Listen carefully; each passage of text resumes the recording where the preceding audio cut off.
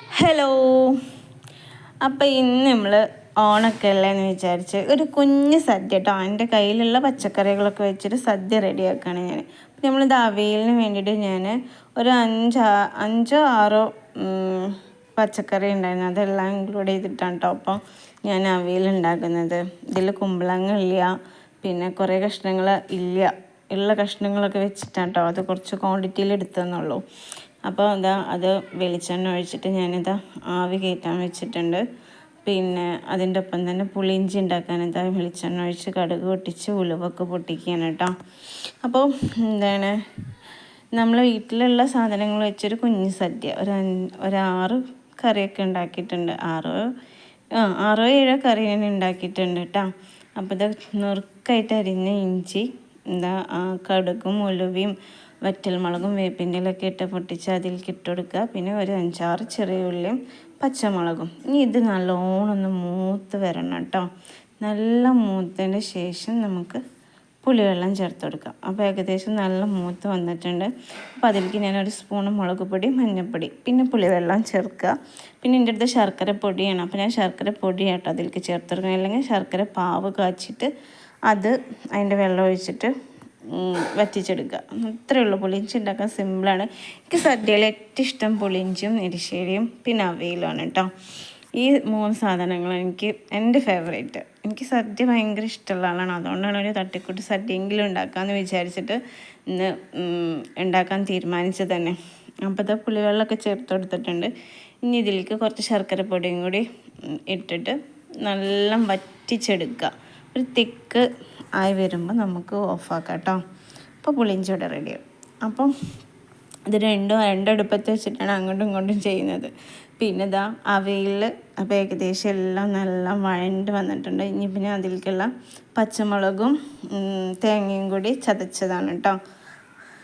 അത് ഞാൻ അതിലേക്ക് ഇട്ട് കൊടുക്കണം. അതിൻ്റെ മുന്നേ ഞാൻ അതിൽ കുറച്ച് മഞ്ഞൾപ്പൊടിയും തൈരും ചേർത്ത് ഒന്ന് ഇളക്കി വേവാൻ വെച്ചതായിരുന്നു കേട്ടോ അവയിൽ. എന്നിട്ടാണ് ഇപ്പം നമ്മൾ തേങ്ങ ചതക്കിയത് ഇട്ട് കൊടുത്തത്. അപ്പോൾ ഇതൊക്കെ എല്ലാവർക്കും അറിയുന്നതായിരിക്കും. അപ്പോൾ അതുകൊണ്ടാണ് ഞാൻ ഡീറ്റെയിൽസ് ആയിട്ടൊന്നും പറയാത്തത്. അപ്പോൾ വീഡിയോസ് കുറേ ദിവസമായി ഇടണമെന്ന് വിചാരിക്കുന്നു. ഉപ്പാക്ക് വയ്യാത്ത കാരണം വീഡിയോസൊന്നും ഇടാൻ പറ്റിയിട്ടില്ല.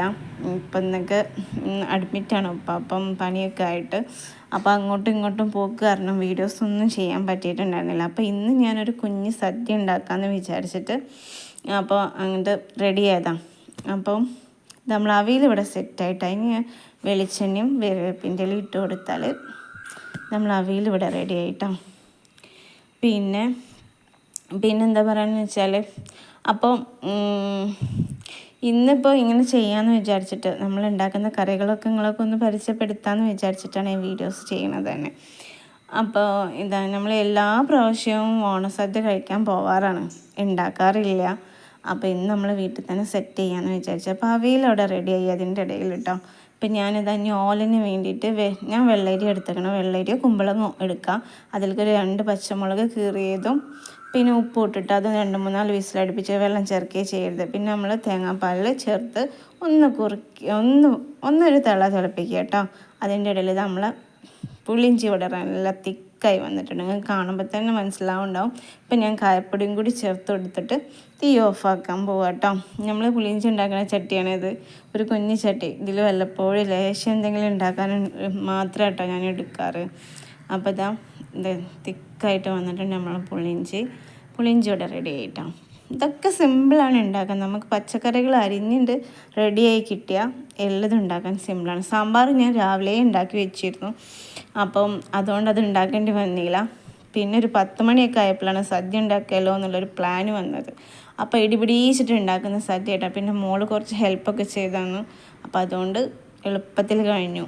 അപ്പോൾ ഞാൻ സദ്യയൊക്കെ ഞാൻ സെറ്റായി. എല്ലാ വിഭവങ്ങളും നിങ്ങളെ കാണിക്കാൻ പറ്റിയില്ല. പുളിയിഞ്ചി, പിന്നെ ഞാൻ ഉണ്ടാക്കിയത് കേബേജ് ഉപ്പേരി, പിന്നെ എരിശ്ശേരി ഉണ്ടാക്കിയിട്ടുണ്ട്, പിന്നെ പപ്പടം കാച്ചി, രസം ഉണ്ടാക്കിയിട്ടുണ്ട്. അപ്പോൾ ഇതൊക്കെയാണ് ഇന്നത്തെ നമ്മളെ വിശേഷങ്ങൾ. അപ്പോൾ എല്ലാവരും സദ്യയൊക്കെ കഴിച്ചെന്ന് വിചാരിക്കണം. പിന്നെ ഉള്ളത് കൊണ്ട് ഓണം പോലെ എന്ന് പറഞ്ഞതുപോലെ ഇന്ന് ഞങ്ങൾക്ക് ഉള്ളതുപോലെ ഓണം പോലെയാണ് കേട്ടോ. നമ്മൾ ഒരു 5-6 വിഭവങ്ങളൊക്കെ ഉണ്ടാക്കിയിട്ടുണ്ട്, മോശമൊന്നുമല്ല. അപ്പോൾ എല്ലാവരും ഓണസദ്യയൊക്കെ കഴിക്കാം, എൻജോയ് ചെയ്യുക. അപ്പോൾ അത്രയൊക്കെ ഉള്ളൂ കേട്ടോ അന്ന് നമ്മൾ വീഡിയോസ്. ഞാനും മോളും മാത്രമേ ഉള്ളൂ ഫുഡ് കഴിക്കാൻ, വേറെ ആരുമില്ല.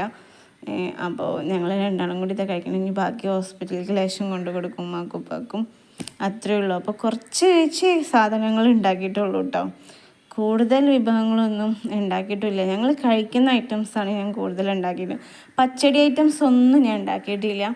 പച്ചടി ഐറ്റംസ് എനിക്ക് പൊതുവേ ഇഷ്ടമല്ല. പച്ചടി ഐറ്റംസ് അതിനോട് വലിയ താല്പര്യമൊന്നുമില്ല. പിന്നെ രസം മോളുടെ ഫേവറേറ്റ് ആട്ടോ.